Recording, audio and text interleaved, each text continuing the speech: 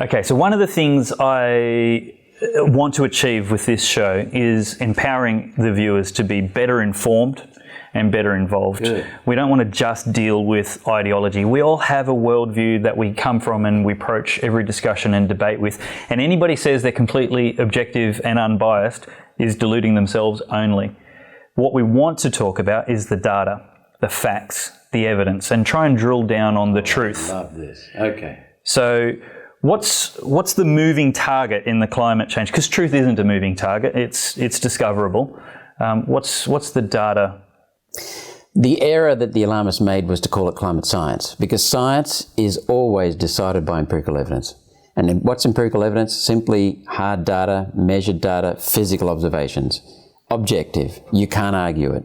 When anybody puts something to me, I just say, where's the empirical evidence? Mm-hmm. But it's not just empirical evidence, because I can say we had 6 billion tonnes of carbon dioxide produced last year. What I want is your empirical evidence that proves human causation. So that's what I say to them. Sure. There is none anywhere in the world. And I'll tell you why I know there's none anywhere in the world. Because, first of all, we look at the temperature. To prove that carbon dioxide from human activity must be curtailed, Dave, we need to prove, first of all, that climate is changing unusually, mm-hmm. and that it is ongoing, it's going to continue. Mm-hmm. Secondly, we need to then say, is carbon dioxide, the level of carbon dioxide in the atmosphere, driving that climate change? Mm-hmm. And in this case, it's about temperature, global warming. So if we have unusual temperature change, and we know it's continuing, unusual warming, and we know then that carbon dioxide in the atmosphere is causing it, then the next question is the human production of carbon dioxide causing that change in carbon dioxide in the level? Yep.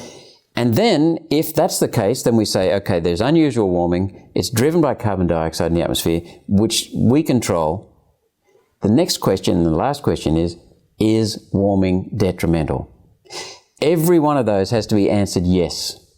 If one of them is answered no, that's the end of it. So let's look at the first one. Is it warming unusually? Well, for the last 21 years, NASA's satellites measuring the troposphere, which is the lower part of the atmosphere, which is where we're told the temperature rise is, mm-hmm. has shown that there's been no temperature rise whatsoever. None at all. We've had a temperature spike in 1998 due to an El Nino, entirely natural. Another one last year, 2015-16, entirely natural. There is nothing unusual going on, and the temperature is flat. So there's no warming at all going right now. And the NASA satellite is by far the most accurate there is. It's also confirmed by the radiosondes, the weather balloons, which they send up around the world. No temperature rise. End of story. But if you want more proof on temperature, let's go back to the longest temperature trend in the last 160 years. It's 40 years from 1930s to 1976. 40 years of cooling. Mm. And we bring in another point here. At the same time as that cooling, we had humans producing enormous amounts of carbon dioxide because of the Second World War and the post-war economic boom. But let's just consider that cooling. So the longest temperature trend has been 40 years of cooling while human industrial activity was going. And remember, there's no current warming. And then we say, is it unusual, the temperature right now? It's not at all. In America in the 1930s, the temperature was warmer in the 1930s and 40s than it is today. In Australia in the 1880s and 1890s, the temperature was warmer than today. And we know that for a fact because the Bureau of Meteorology measurements show that. But the Bureau of Meteorology only puts up graphs from 1910 onwards. Mm. So what happened behind the start of the graph is that the temperature was up high in the 1880s. It dropped down to 1910. Mm. And then that was the lowest. It rose to 1930s, 40s, and dropped for 40 years, and then went up slightly, and then has been flat for the last 21 years. And by the way, the entire satellite period from 1979, which is what now, 37 years? Mm-hmm.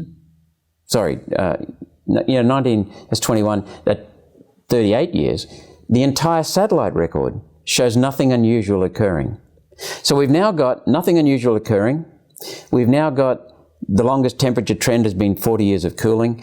And we've now understand that prior to what the Bureau shows us, Bureau of Meteorology, temperatures were warmer than today.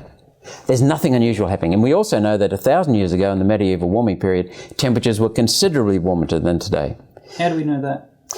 Through the use of, proxies, either tree rings or mud sediment samples. There are many proxies they use that. But we also know it through human stories, because we know that the crops were greater then. We know that the days were long. We also know that the Romans were growing grapes in England. We also know that the Vikings were growing grapes in Greenland, I think 1,000 years ago. Wow. Hello? So it has been warmer than it is today. So that's the end of the story. We don't need to talk about anything else. But Dave, let's just understand what carbon dioxide does. So let's just assume that it's warming unusually. And let's just then ask the second question. Is that being caused by level of carbon dioxide in the atmosphere? And the fact is that the level of carbon dioxide in the atmosphere shows complete independence from temperature over considerable periods of Earth's history. And as I've just shown, the longest temperature trend in the last 160 years was 40 years of cooling during a time of rapid increase in carbon dioxide levels. We also know that in the past, Earth has been colder and warmer when carbon dioxide levels have been much higher than today. Colder and warmer. We also know that the level of carbon dioxide in the atmosphere changes in response to the change of temperature. And why is that? It's because the oceans contain 50 to 70 times more carbon dioxide in dissolved form than is in the entire atmosphere.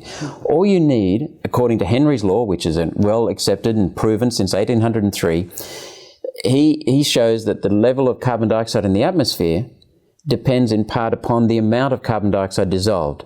So if you change, and also we know that the solubility by of carbon... evaporation in the ocean. Well, exactly. Well, not evaporation, that refers to water, but the temperature changes precede the changes in carbon dioxide in the atmosphere. So what happens is, as the temperature of the oceans decreases, the solubility of carbon dioxide increases, and the carbon dioxide is absorbed into the ocean. And what we see every southern hemisphere winter is a dramatic decrease in the level of carbon dioxide in the atmosphere every year. Even though we produce roughly the same amount year-round to humans, nature overrides that completely and drives down the level of carbon dioxide. We do not affect the level of carbon dioxide in the atmosphere.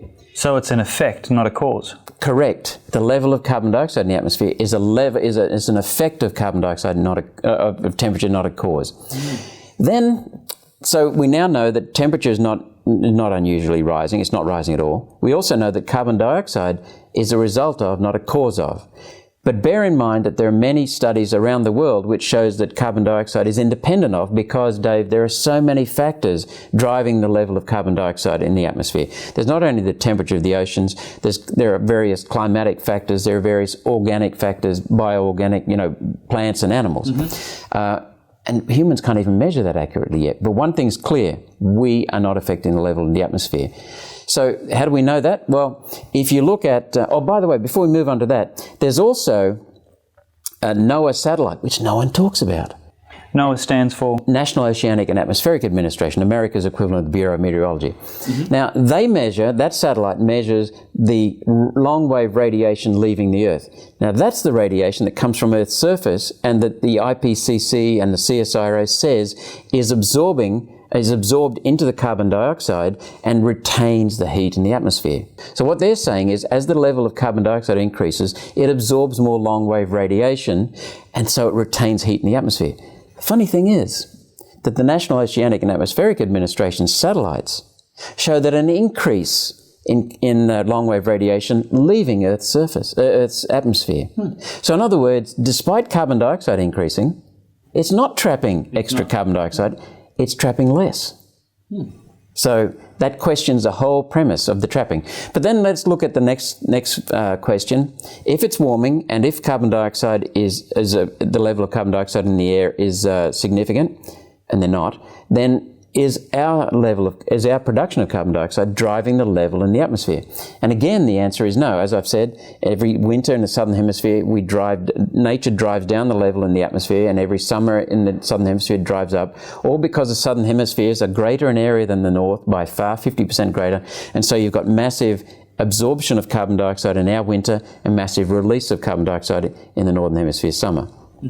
So, and you've also got trees in the Northern Hemisphere in our winter absorbing, because it's their summer, absorbing carbon dioxide. So we can see that nature is driving that level, even though we produce roughly the same all year.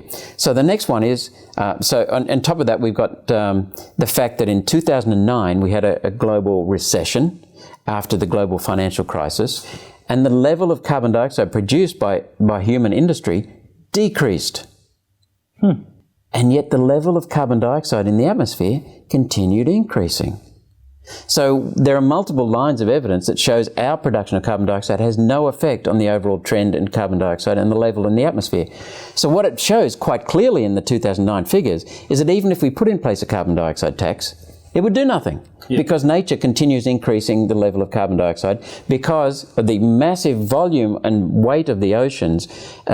What we see in the long-term trend in carbon dioxide is changes in carbon dioxide level follow changes in temperature globally. So we've now got no unusual warming. We've now got no changes in rainfall, snowfall, storm activity, storm severity, storm frequency, droughts, floods, no climate factor whatsoever. Ocean alkalinity, by the way, it's not acidic, it's alkaline. No changes in alkalinity, just natural variation. So none of the things we're told is actually varying unusually. It's all varying entirely naturally. And that's the empirical data. So there's no climate change going on. They're just natural cycles. Every 40 or so years, we have floods in Brisbane. So, and cycles around the year. So no changes in temperature, no changes in carbon dioxide producing changes in temperature, and we have no control by us on the level of carbon dioxide in the atmosphere. Then the last question is, even if we were causing warming, would it be detrimental? And the science around the Earth shows that when Earth's past warmer periods are called climate optimums by scientists. Medieval warming optimum, the Roman optimum, the Egyptian optimum. These were all warming periods. And why are they called optimums? Because they're beneficial for plants, for animals, for humans, and for civilization. So even if we were warming, we wouldn't stop it. But we're not warming. So the last point I'd make on that is that if we could control the Earth's temperature, and we can't, we would increase it. And if we could control the level of carbon dioxide in the atmosphere, and we can't, we would increase it because of the beneficial impact on rainforests, crops, and crop yield. So the science, the empirical evidence shows that there's nothing that we're doing to affect the global climate, nothing at all.